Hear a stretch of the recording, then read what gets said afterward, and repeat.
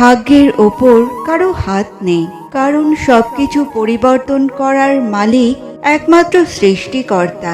নিজেকে ভালোবাসো, শুরু থেকে শেষ অবধি তুমি শুধু তোমার পাশে থাকবে, বাকি সবাই আসবে যাবে তোমার শ্বাস প্রশ্বাসের মতো। শিক্ষা মানুষকে প্রতিটা মুহূর্তে পেতে হয়। চলার পথে হোঁচট লাগা পাথরটাও বলে ওঠে, দেখে পথ চলতে হয়। মানুষ দুটো ক্ষেত্রে খুব অসহায়, দুঃখকে বিক্রি করতে পারে না আর সুখ কিনতে পারে না। যারা অল্পতেই টেনশনে পড়ে যান তারা এই 8টি কথা মনে রাখবেন। টেনশন নেওয়া সমস্যাকে ছোট করে না, বরং নিজের মনকে দুর্বল করে। একবার নিজেকে বিশ্বাস করতে শিখুন, দেখবেন টেনশন নিজেই হার মানবে। 2. যা তোমার নিয়ন্ত্রণে নেই তা নিয়ে টেনশন করে সময় নষ্ট করো না, শান্ত থাকো, সমাধান নিজেই আসবে। 3.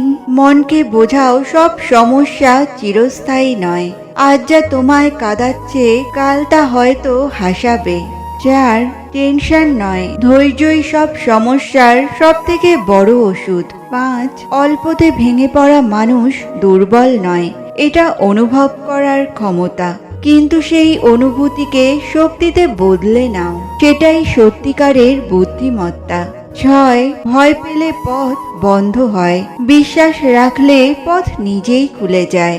7. টেনশন তখনই কমে যখন তুমি নিজের মনের সঙ্গে বন্ধুত্ব করতে শেখো। 8. জীবন একটি নদীর মতো, কখনো শান্ত কখনো উত্তাল। টেনশনের সময় গভীর শ্বাস নাও আর নিজেকে ভাসতে দাও।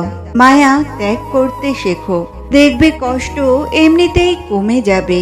মানুষ যখন হাসে তখন তার সঙ্গে সমস্ত পৃথিবী হাসে, কিন্তু যখন সে কাঁদে তখন তার সঙ্গে আর কেউ কাঁদে না।